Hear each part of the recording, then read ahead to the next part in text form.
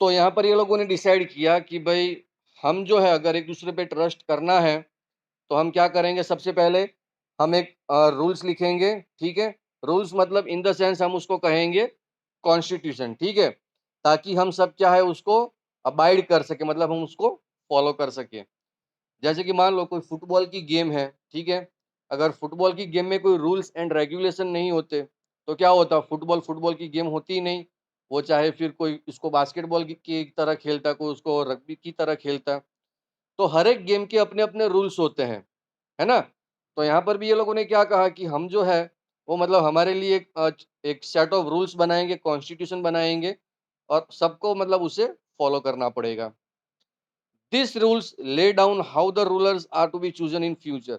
और ये जो रूल्स लिखा जाएगा उसमें क्या है कि जो भी रूलर्स मतलब आता है फ्यूचर में, वो सब उसके अंदर कॉन्स्टिट्यूशन में आ जाएगा, मतलब वो जो रूलर है वो कैसे वहां पर इलेक्ट होकर आता है। And these rules also determined what the elected governments are empowered to do and what they cannot do। और ये रूल्स बनने के बाद ये डिटरमाइन करेंगे, मतलब वो जो रूल्स है, जो कॉन्स्टिट्यूशन है, वो डिटरमाइन करेगा what the elected governments are empowered, मतलब जो इलेक्टेड गवर्नमेंट है, ठीक है, उसके पास क्या एम्पावरमेंट होगा और वो क्या करेंगे, व्हाट दे कैन डू। ये सारी चीजें जो है वो अंदर कॉन्स्टिट्यूशन में लिखी जाएगी। Finally this rules decide the right of the citizen. और ये जो रूल्स है, ठीक है, वो डिसाइड करेंगे लोगों के राइट्स को। And this rules will work only if the winner cannot change them very easily. और ये जो रूल्स हम लिखेंगे उसमें चाहे कोई भी विनर हो, विनर मतलब क्या होगा, कोई भी गवर्नमेंट अगर आती है इलेक्ट होके, तो वो मतलब कोई भी चेंज नहीं कर सकेगा इजीली ये कॉन्स्टिट्यूशन के अंदर। This is what the south Africans did. और यही चीज जो है ये साउथ अफ्रीकन्स ने की थी अपने कॉन्स्टिट्यूशन में। They agreed on some basic rules. और इसके लिए उनको कई सारे मतलब बेसिक रूल्स थे जिनको मतलब फॉलो करना पड़ा था। They also agreed that this rules will be supreme. और उनको ये अग्रीड किया गया कि ये जो रूल्स बनेगा, उनका जो कॉन्स्टिट्यूशन बनेगा, वो क्या होगा, सुप्रीम होगा। सुप्रीम मतलब सबसे ऊपर होगा। And that no government will be able to ignore this. और कोई भी गवर्नमेंट अगर आती है इन फ्यूचर इलेक्ट होकर, तो कोई भी गवर्नमेंट उसको मतलब इग्नोर नहीं कर सकेगा। And this set of basic rules is called a constitution. ये डेफिनेशन याद रखना, ये इंपॉर्टेंट है। This set of basic rules is called a constitution. ये इंपॉर्टेंट डेफिनेशन है, 1 मार्क्स में शायद आ सकती है, तो याद रखना, कॉन्स्टिट्यूशन की डेफिनेशन है। Are you getting it? पता चल रहा है सबको? यस और no? Okay, then constitution making is not unique to South Africa. अब कॉन्स्टिट्यूशन जो बन रहा था अफ्रीका में, वो मतलब इतना यूनिक नहीं था, ठीक है, is not unique. Every country has diverse group of people. जैसे कि मतलब यूनिक क्यों नहीं था उनका जो कॉन्स्टिट्यूशन था वो, क्योंकि वहां पर भी क्या था, black people, white people and Indian people, ठीक है, मतलब कलर्ड लोग, ये तीन का मतलब वहां पर डाइवर्स थे। जैसे कि हमारा इंडिया ले लो, इंडिया में भी क्या है, कई सारे डाइवर्स है ना, डाइवर्स ग्रुप ऑफ पीपल है। जैसे कि हिंदू कम्युनिटीज है, मुस्लिम कम्युनिटीज है, जैन लोग है, सिख लोग है। फिर भी क्या है, यहाँ पर कॉन्स्टिट्यूशन सबके लिए सेम है। तो यहाँ पर भी वही कहा है कि जो कॉन्स्टिट्यूशन बनाना है वो मतलब इतना यूनिक नहीं था अफ्रीका के लिए, कि जैसे सारे कंट्रीज के जो लोग हैं वो क्या है, डाइवर्स ग्रुप ऑफ पीपल है, सारी कंट्रीज में अलग अलग कास्ट के लोग हैं, अलग अलग रेस के लोग हैं, अलग अलग कलर के लोग हैं। ये डाइवर्स ग्रुप ऑफ पीपल है अलग अलग कंट्री में। And their relationship may not have been as bad as that between the whites and the black peoples in South Africa। मतलब जैसे ही मतलब जो ब्लैक पीपल एंड जो black people and white people है अफ्रीका में, ठीक है, ऐसे ही कुछ सिचुएशन कभी हमारे इंडिया में भी हुई होगी। And but all over the world people have differences of opinions and interest. अब जैसे कि जो डाइवर्स पीपल है, ठीक है, जो अलग अलग कम्युनिटी के पीपल है, जो अलग अलग कलर्स के पीपल है, तो सबके जो ओपिनियंस होते हैं वो अलग होते हैं, उनके जो इंटरेस्ट होते हैं वो भी अलग होते हैं। एंड वेदर डेमोक्रेटिक और not, most countries in the world need to have the basic rules. भले कुछ भी हो, वेदर डेमोक्रेटिक और नॉट, मतलब चाहे कोई भी कंट्री डेमोक्रेटिक हो या ना हो, ठीक है, most countries in the world need to have this basic rules. लेकिन फिर भी डेमोक्रेटिक हो या ना हो, वो कंट्रीज में क्या होना जरूरी है, कॉन्स्टिट्यूशन होना बहुत ही जरूरी है। क्यों? क्योंकि सबको इक्वल राइट मिलता है उससे, ठीक है, और सबके अपने अपने एक अधिकार होते हैं, और उनका जो वॉइस है वो किसी के सामने अगेंस्ट मतलब वो राइज भी कर सकते हैं, ठीक है, ये कॉन्स्टिट्यूशन का अपना अपना रूल्स होता है। This apply not just to governments, और ये जो है सिर्फ गवर्नमेंट के लिए अप्लाई नहीं होता है। Any association needs to have its constitution. मान लो किसी भी कोई प्राइवेट एसोसिएशन है, जैसे कि तुम्हारी स्कूल ले लो, ठीक है, एक एग्जांपल दे रहा हूँ मैं स्कूल का। जैसे कि आप स्कूल में आते हो तो स्कूल में भी कुछ रूल्स एंड रेगुलेशंस होते हैं, ठीक है, तो आपको उनको क्या करना पड़ता है, अबाइड करना पड़ता है, मतलब आपको उसको फॉलो करना पड़ता है, ठीक है, तो ये कॉन्स्टिट्यूशन होता है, मतलब कोई भी प्राइवेट एसोसिएशन हो उसको मतलब एक रूल्स फॉलो करने होते हैं। It could be a club in your area, a cooperative society or a political party, they all need a constitution. जैसे मैंने भी बताया, जैसे कि आपकी कोई स्कूल है, ठीक है, कोई प्राइवेट इंस्टीट्यूशन है, कोई सोसाइटी है, या कोई पॉलिटिकल पार्टी है, वो सबको क्या होना चाहिए, एक सेट ऑफ रूल्स होता है, वो उसको फॉलो करना चाहिए। तो इसके लिए क्या जरूरी है, दे ऑल नीड अ कॉन्स्टिट्यूशन। उसके लिए क्या जरूरी है, एक बड़ा कॉन्स्टिट्यूशन बहुत ही जरूरी है। Thus, the constitution of a country is a set of written rules that are accepted by people living together in a country. So, constitution उसकी definition फिर से यहाँ पर लिखी गई है, देखो क्या है। The constitution of a country is a set of written rules. तो constitution of a country क्या है, एक set of rules होता है, वो भी कैसा, written में लिखा हुआ होता है rules that are accepted by all people, और जिसको मतलब सारे लोग मतलब उसको एक्सेप्ट करते हैं, living together in a country, और साथ में मतलब रहते भी हैं।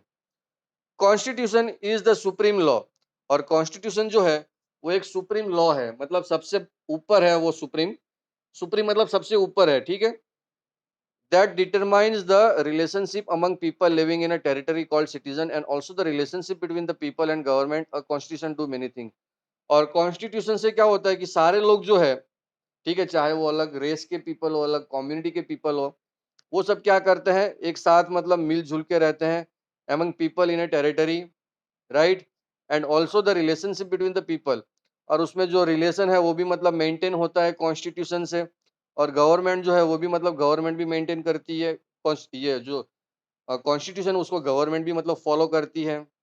And a constitution does many thing, और ये जो कॉन्स्टिट्यूशन है वो कई सारी और भी चीजें वो करता है। कैसे कैसे, अब यहाँ पर ये चीज याद रखना, ये सबसे इंपॉर्टेंट है। आपके एग्जाम में ये चैप्टर अगर आता है तो ये चैप्टर में ये क्वेश्चन सबसे इंपॉर्टेंट होगा। ये क्वेश्चन बार बार पूछा जाता है कि what does the constitution do, this one, ये जो है यहाँ पर व्हाट डज कॉन्स्टिट्यूशन डू, तो ये 4 पॉइंट है, ये 4 पॉइंट आपको याद रखने हैं। ये सबसे इंपॉर्टेंट पॉइंट है, एग्जाम में 100% आएगा। So see, what does the constitution do, तो कॉन्स्टिट्यूशन जो है वो क्या करता है, तो फर्स्ट क्या करता है, सबसे पहले it generates a degree of trust and coordination that is necessary for different kind of people to live together। तो सबसे पहले कॉन्स्टिट्यूशन जो है वो क्या करता है, लोगों के बीच में एक ट्रस्ट जनरेट करता है। ट्रस्ट मतलब क्या होता है, एक दूसरे पे विश्वास बन जाता है, ठीक है, अगर मैं कुछ गलत करूंगा तो मेरी मतलब क्या आएगी, मेरी मुसीबत खड़ी हो जाएगी, सामने वाला भी वही सोचेगा, अगर मैंने कुछ गलत किया तो मेरे पे मुसीबत आ जाएगी। इसकी वजह से जो कॉन्स्टिट्यूशन है वो सबके लिए मतलब इक्वल राइट क्या करता है, वो अ, फैलाता है इक्वल राइट। तो यहाँ पर वही है कि जो कॉन्स्टिट्यूशन है वो सबके लिए क्या करता है, पहले तो ट्रस्ट जनरेट करता है, ठीक है, and coordination that is necessary for different kind of people to live together, और सारे लोगों के बीच में एक कोऑर्डिनेशन भी बनाता है। कोऑर्डिनेशन मतलब क्या होता है कि सब लोग एक साथ मिलजुल कर रह सकते हैं, ठीक है, वो भी किसके लिए, for different kind of people, अलग अलग कास्ट के लोग, अलग अलग रेस के लोग, मतलब मिलजुल कर वो रह सकते हैं, अपने आप में एक ट्रस्ट जनरेट कर सकते हैं, और एक अच्छी सी कोऑर्डिनेशन के साथ वो लोग रह सकते हैं, ठीक है, ये कॉन्स्टिट्यूशन बताता है, ठीक है, ये आपका हो गया फर्स्ट पॉइंट। सेकंड क्या करते हैं, second point, it specifies how the government will be constituted. Second point ये है कि जो गवर्नमेंट है वो कैसे कॉन्स्टिट्यूटेड होगी, मतलब कैसे गवर्नमेंट बनेगी, and who will have power to take which decision, और मतलब किसके पास क्या पावर होगा, ठीक है, वो कौन सा डिसीजन ले सकेंगे, ये सारी चीज़ें कहाँ हैं? कॉन्स्टिट्यूशन के अंदर मेंशन की गई है, कॉन्स्टिट्यूशन के अंदर लिखा गया है। ये आपका हो गया second point. Then third one, it 1 minute sorry, थोड़ा नीचे चला गया। Okay. It lays down limit on the power of government. और जो गवर्नमेंट होती है, उसके ऊपर भी कुछ जो उनके जो पावर होते हैं, ठीक है? उसपे भी कुछ लिमिट लगाई जाती है। कैसे? अगर मान लो कोई भाजपा की गवर्नमेंट आती है, तो भाजपा क्या करेगी? वो कहीं अपना मतलब ऐसा नहीं है कि अगर मान लो भाजपा आ गई तो अपना दबदबा हर जगह चलाएगी। जहाँ पर अगर कोई कांग्रेसी के लोग हैं तो उनको मतलब मारना, पीटना ये सब। तो इसके लिए भी क्या है, कॉन्स्टिट्यूशन में लिखा गया है कि अगर मान लो कोई गवर्नमेंट आती भी है, ठीक है? तो उनको मतलब पूरे पावर नहीं दिए जाते हैं, उनके भी कुछ सर्टेन लिमिट्स होती है, right? And tells us what the rights of the citizen are. और कॉन्स्टिट्यूशन ये भी कहता है कि जो जो सिटीजन्स है, सिटीजन्स मतलब हम, ठीक है? हमारे भी क्या अधिकार है, हम क्या कह सकते हैं, हम क्या कर सकते हैं, ये सारी चीज़ें कॉन्स्टिट्यूशन में लिखी गई है, right? So this is your third point what constitution does. And last, it expresses the aspiration of the people about creating a good society. और कॉन्स्टिट्यूशन क्या करता है लास्टली, वो मतलब लोगों के मन में एक अच्छा-सा मतलब क्या कहते हैं एक एस्पिरेशन खड़ा करता है, ताकि उनकी जो सोसाइटी है, मतलब उनके जो लोग हैं, वो मतलब वहाँ पर अच्छे से रहे, ठीक है? और वहाँ पर एक अच्छी-सी सोसाइटी वो मतलब बनाए। ये काम कर रहा है कॉन्स्टिट्यूशन। ये हमारा हो गया 4th पॉइंट। तो ये 4 पॉइंट सबसे इम्पोर्टेंट पॉइंट थे जो आपके एग्ज़ाम में 110% आएँगे। So is it clear with it? ये 4 पॉइंट सबको क्लियर हो गए बेटा? येस और no? Okay. Then next, all countries that have constitution, मतलब जो कंट्रीज़ जिसके अंदर कॉन्स्टिट्यूशन होता है, आर नॉट नेसेसरीली डेमोक्रेटिक। जैसे मैंने स्टार्टिंग में बताया था कि जो पाकिस्तान है, वहाँ पर नो डाउट कॉन्स्टिट्यूशन तो है, लेकिन वो एक डेमोक्रेटिक देश नहीं है। क्यों नहीं है? क्योंकि वहाँ पे जो मुस्लिम हैं उन क्या हुआ? ओके, चलो थोड़ा वेट करते हैं। फाइन। तो यहाँ पर वो है कि जो पाकिस्तान है, वो भले वहाँ पर कॉन्स्टिट्यूशन तो है ही, लेकिन वो एक डेमोक्रेटिक देश नहीं है। क्यों डेमोक्रेटिक देश नहीं है? क्योंकि वहाँ की पब्लिक, वहाँ पे जो मुस्लिम लोग हैं, उनको मतलब नॉन मुस्लिम नहीं बनना दिया जाता। ठीक है? तो वो एक डेमोक्रेटिक देश नहीं है। But all countries that are democratic will have constitution. लेकिन जितने भी कंट्री डेमोक्रेटिक है, उनके पास अपना खुद का एक कॉन्स्टिट्यूशन होता है। जैसे कि after the war of independence against great Britain, the American give themselves a constitution. अब जैसे कि आप लोगों ने चैप्टर 9th में अभी स्टार्टिंग में पढ़ा होगा, फर्स्ट या सेकंड चैप्टर में, कि जो वॉर हुआ था ग्रेट ब्रिटेन के लिए, ठीक है? Independence against great Britain. हमने जो वॉर किया था, ठीक है? ग्रेट ब्रिटेन के सामने, the American give themselves a constitution. तो जो हमारा जो ये हमारा जो संविधान बना है, हमारा जो कॉन्स्टिट्यूशन बना है, उसके लिए हमने क्या किया था कि जो ब्रिटेन्स थे, ठीक है? उसके अंदर से भी हमने कुछ ऐसे लॉज़, कुछ जो कुछ रूल्स थे, वो भी हमने हमारे कॉन्स्टिट्यूशन में ले लिए हैं, ठीक है? And after the revolution, the French people approved a democratic constitution. और उसके बाद क्या था कि जो फ्रेंच रिवॉल्यूशन हुआ, ठीक है? जो फ्रेंच पीपल थे, उसके बाद क्या हुआ, दे अप्रूव्ड अ डेमोक्रेटिक कॉन्स्टिट्यूशन। उन्होंने भी मतलब एक डेमोक्रेटिक कॉन्स्टिट्यूशन जो था उसको अप्रूव कर दिया। Since then it has become a practice in all democracies to have written constitution. और उसके बाद से क्या हुआ कि जो भी कंट्रीज़ थी, जो भी मतलब डेमोक्रेसीज़ कंट्रीज़ थी, उन्होंने सबने मान लिया कि भई अगर कॉन्स्टिट्यूशन बनाना है, तो कॉन्स्टिट्यूशन हम कैसा बनाएँगे? रिटन कॉन्स्टिट्यूशन हम बनाएँगे, ठीक है? तो ये चीज़ हो गई यहाँ पर। Then making of the Indian constitution. अब ये हमारा नेक्स्ट पार्ट है, making of the Indian constitution. हमारा जो कॉन्स्टिट्यूशन बना इंडिया का, वो मतलब कैसे बना? वो यहाँ पर दिया है। तो देख लेते हैं यहाँ पर थोड़ा। See, like South Africa, India's constitution was also drawn up under very difficult circumstances। जैसे कि हम सब जानते हैं कि हमारा जो कॉन्स्टिट्यूशन है, ठीक है? तो हमारे कॉन्स्टिट्यूशन में भी कई सारे सर्कमस्टांसेस आए थे। तब जाकर हमारा पूरा संविधान जो है वो पूरा कंप्लीट हुआ था। The making of the constitution for a huge and diverse country like India was not an easy affair. जैसे कि मैंने स्टार्टिंग में कहा कि हमारा जो इंडिया है, वहाँ पर अलग-अलग और बहुत सारे जो डाइवर्स ग्रुप ऑफ पीपल यहाँ पर रहते हैं, ठीक है? तो इनके लिए मतलब एक कॉमन लॉ सबके लिए लाना ताकि सबको इक्वल राइट मिलती रहे। मतलब ये बहुत ही क्या कहते हैं, इतना ईज़ी नहीं था कॉन्स्टिट्यूशन बनाना, फिर भी हमारे इंडिया ने वो कॉन्स्टिट्यूशन बनाया और सबको मतलब अपना-अपना एक राइट, अपना एक अधिकार मिलने लगा। At that time, the people of India were emerging from the status of subjects to that of the citizen. और जब ये कॉन्स्टिट्यूशन बन रहा था, तब क्या हो रहा था, हमारा जो इंडिया है, वहाँ से हमारे इंडिया का मतलब पार्टीशन हो रहा था, ठीक है? मतलब इंडिया के 2 पार्ट हो रहे थे, एक तो पाकिस्तान सेपरेट हो रहा था और एक इंडिया जो था, वो तो था ही पहले से, ठीक है?